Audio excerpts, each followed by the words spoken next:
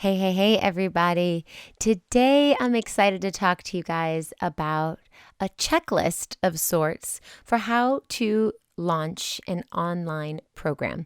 And I got this idea from one of my listeners, Jennifer, who messaged me and asked me, how do I launch this course? And she has a course that she does with her kids, and she wanted to know how she could reach the right target market and what steps she needed to take in what order without throwing her money away in Facebook ads. So we're going to talk a little bit about that today. Check it out.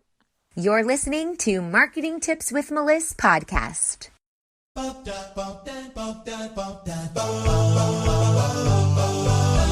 Welcome to Marketing Tips with Meliss podcast. And now your host, Meliss Jakubovic. All right, so let's get right into it. When you are launching anything, whether it's a course, an online group program, or even some evergreen material, the first thing that you need to know is who your ideal target market is. So I would say 3 months before launching, you really need to define who your niche is, your niche. Who is it that you're targeting, and what do they normally do in their day-to-day that makes them an ideal candidate for you? And I want you to really get a clear understanding of this and then apply it to your zone of genius. How can you help them, and what problems can you solve? Now, once you know those two things, you're going in the right direction, but you have to test out this idea. So then I want you to find people that fit in your niche and just flat out ask them, validate that you have an idea that people are willing to pay for. Sometimes you may have what you think is a brilliant idea. And then when you go out and ask, you find out that people either already have it, don't care about it, don't need it, don't want it, or don't want to pay for it. And then you've put in all this hard work. So please start here and go out and validate that what you have is viable and people will pay. Once you've finished this and you've figured out that yes, people do want what I have to offer, then it's time to create. Now, if you found out that people don't like what you have to offer, don't just feel bad and walk away from it all. Your idea might be great, but maybe you didn't word it right, or maybe it's missing a few pieces that could really help. And so what I want you to do is go back again and ask, okay, it's not a good fit. Why not?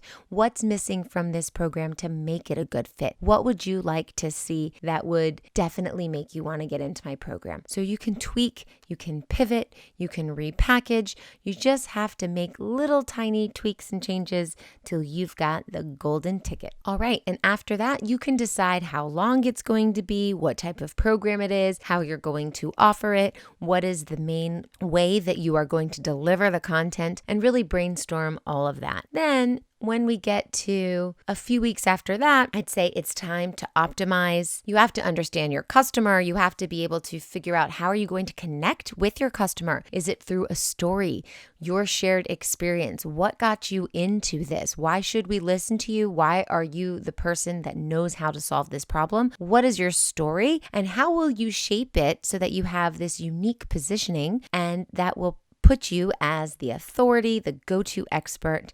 Maybe look at your competitors, look at what you are trying to achieve, see where you can stand out and how you can be different. And then I want you to figure out what is your USP, your unique selling proposition. What is it that you bring to the table that nobody else does, and how can you word it in a way that's enticing and exciting and gets people to really want to check you out some more? And then, of course, you need to come up with your price. What are you going to price this? And decide, are you going to take credit card through, let's say, PayPal credit?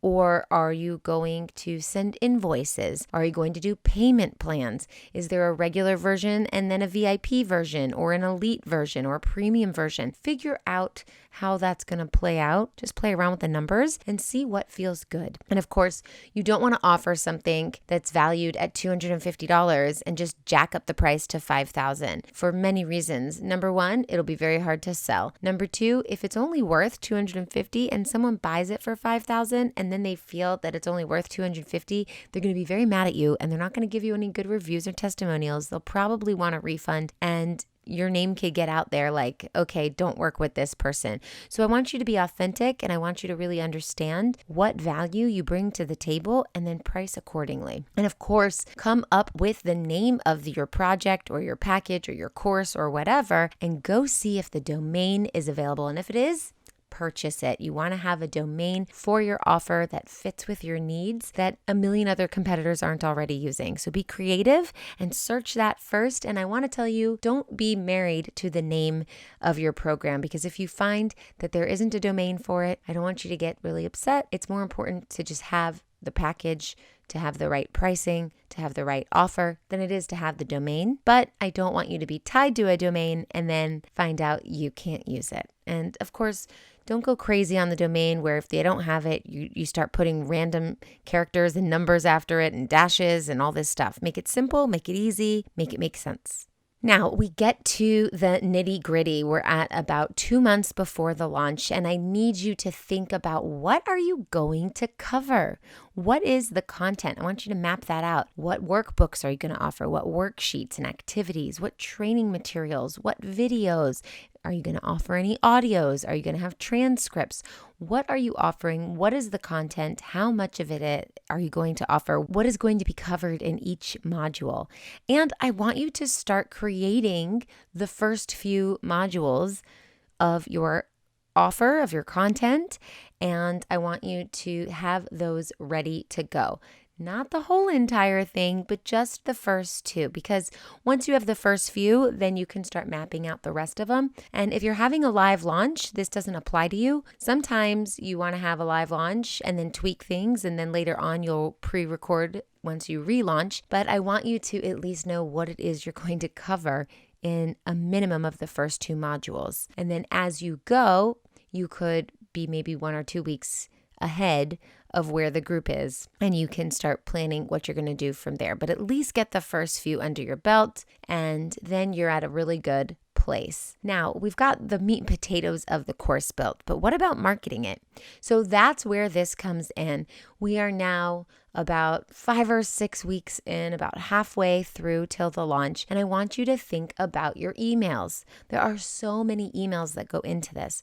We have the purchase email. So this is the email of people who have already purchased, and I want you to include all of the details that they need: how to get in, how to log in, what's the URL, how does the program work, what's included, all of this, so that you can explain it to them. Maybe if you have a specific time that they need to be in the program, in the group program for the coaching, then you need to say, okay, we meet on this day at this time, here's the link.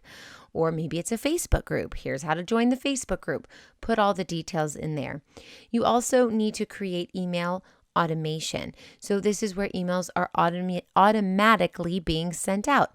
Maybe you have a 6-week program and you want an email to go out every Monday. So you need to write all 6 of those Monday emails and set them up in your email system so they are scheduled and ready to go, and you're done.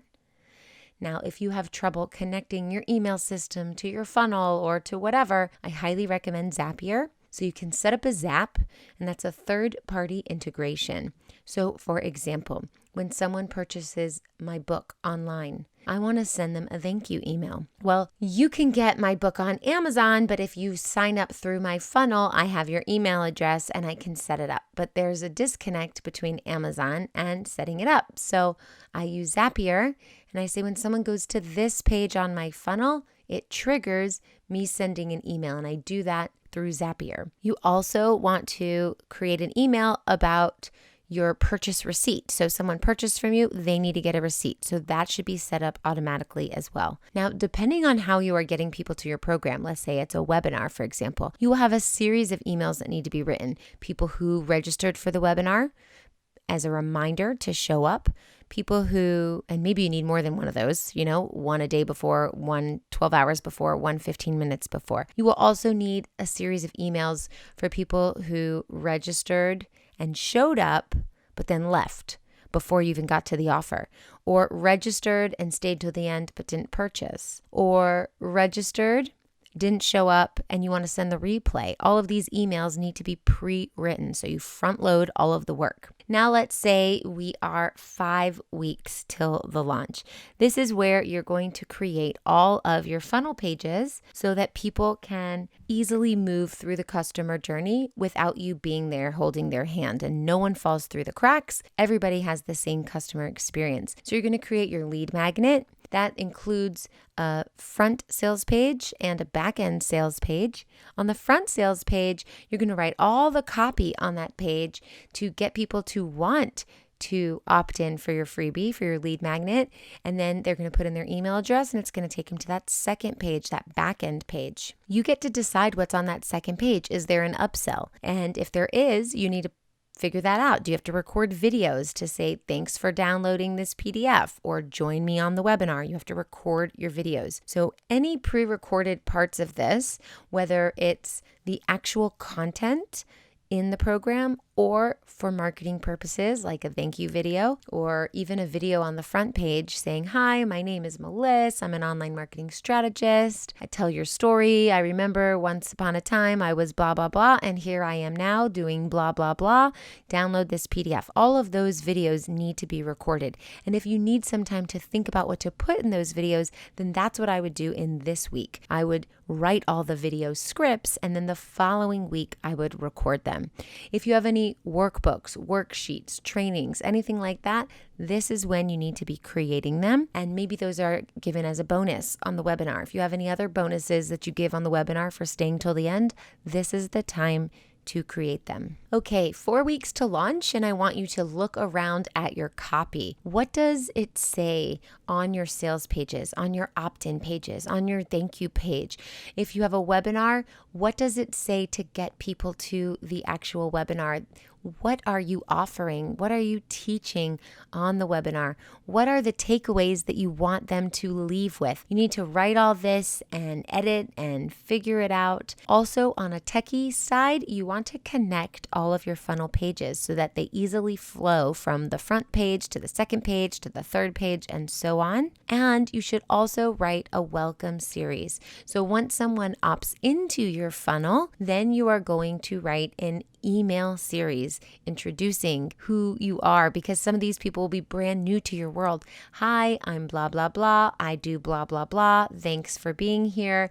I'm happy to have you in my social media world. And, tell them what you want them to do. What do you expect from them? How can they get in touch with you? What other free resources do you have? Add me to the whitelist so you can get all of my email communication.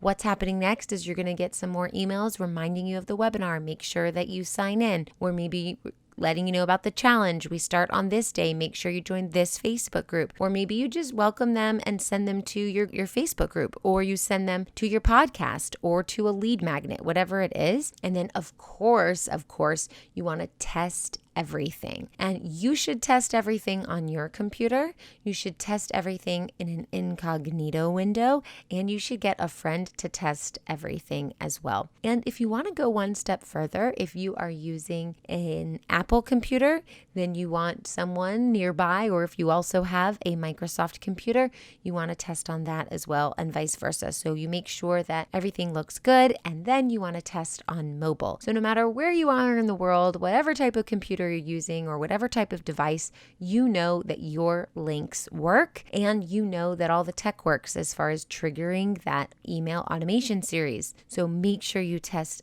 everything. Okay, we're about 4 weeks out now, maybe 3.5 weeks out, and I want you to plan your content for the entire launch. So a minimum of 4 weeks. 6 weeks would be great to plan out your content. How many times a day are you going to be posting on Facebook? What is it that you're going to be sharing that is relative to what you are saying? Don't just share random stuff that makes no sense. It needs to be relevant. I think I said relative, but we're going here with relevant. It needs to be relevant. Okay, what type of content does your audience need to hear in order for you to make them understand what their problem is and how you can solve it?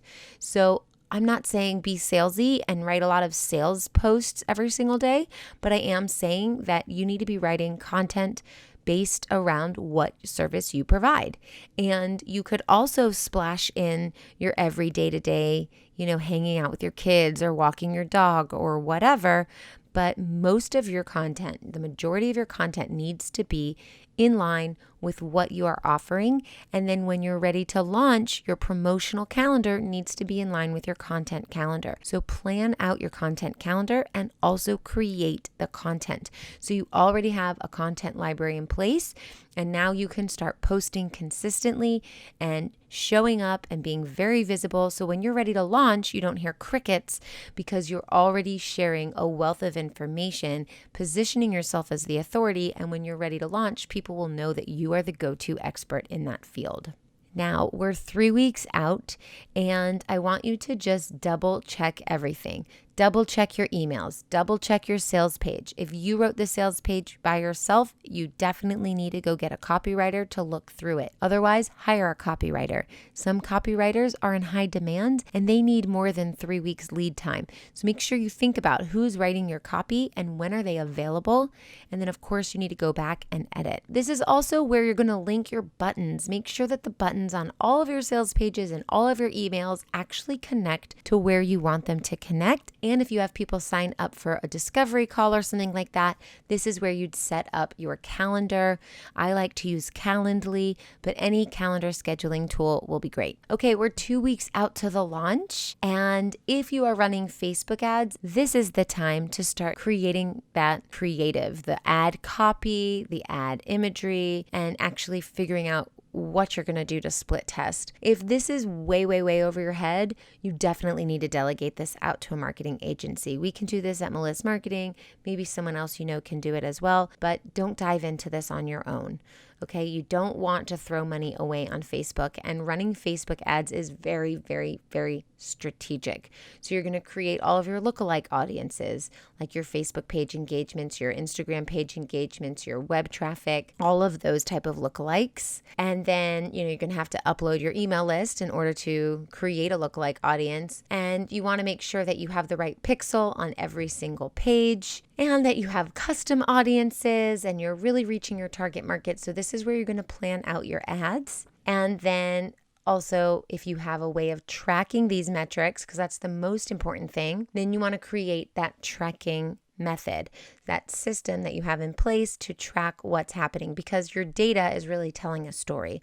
If you know you have high cost per lead, then you know something's off from your funnel in a certain way. If you have not a lot of signups, well, maybe what's wrong is that your sales copy on your funnel page is not that enticing. So really keep track of your data so you can see what's wrong and what's missing, and then you know what that means on what you need to tweak or change or whatever. Also, if you're doing any video ads, this is where you're going to record the videos, and then you will start running ads to your warm and hot markets and trying to test it out a little bit. Okay, now we're ready for launch week. 1 week to launch. You want to make sure that your Facebook business page is optimized, your Facebook personal page is optimized. You want to make sure that you've been posting content consistently on both places so that when you're ready to launch, you've got this amazing online presence. If you have any sales emails, you can write those here.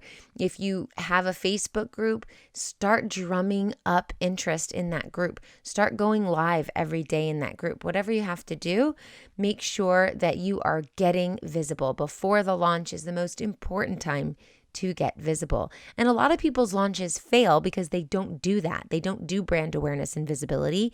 And then they go, hello, I'm here. Here's a launch. Buy my stuff. And nobody knows who you are. And then you don't hear anything.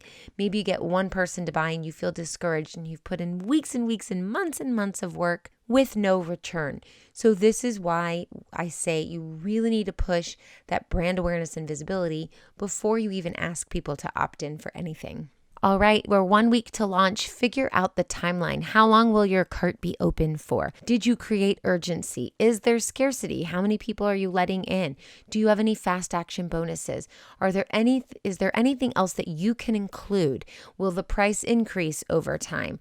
Are you adding in any extra bonuses if they sign up the first 24 hours or the first 30 people get a call with you? Whatever it is, figure that out. And then it's time to launch. It's time to go at it, and it's time to celebrate your success. So I hope this helps. And if you're not running Facebook ads, then the only thing that I would add to this is that you really need to be building relationships behind the scenes. That means either going to networking groups if you're more into the face-to-face thing, or that means private messaging people on Facebook or whatever platform you are using, and really building a relationship with everybody around you so that if they happen to have a problem that you solve, you will be the person that they go to because you've been building that relationship. It's just like going to a networking event. If you go to the same networking event every single week for 6 months, people will start to know who you are. They know what you offer, what problems you solve, and they will refer you. If you only went to a network marketing group one time and you left and you never came back, people aren't going to recognize you or even care to refer you because you haven't spent time building that relationship. So remember, this is all about building relationships, and then you get to choose if you're going to do it the organic way, which means you're going to spend more time building the relationships one-on-one in private messaging, or if you're going to do it the paid way, which means you're going to spend more money, but you're going to be strategic in running Facebook ads. All right, I will talk to you soon, and thank you, Jennifer, for submitting this question, and I will see you next time. If you loved this episode, head over to iTunes to subscribe and leave us a review so we can reach more people and share our content with those that can benefit most. Thanks for listening to the Marketing Tips with Meliss podcast at www.marketingtipswithmeliss.com.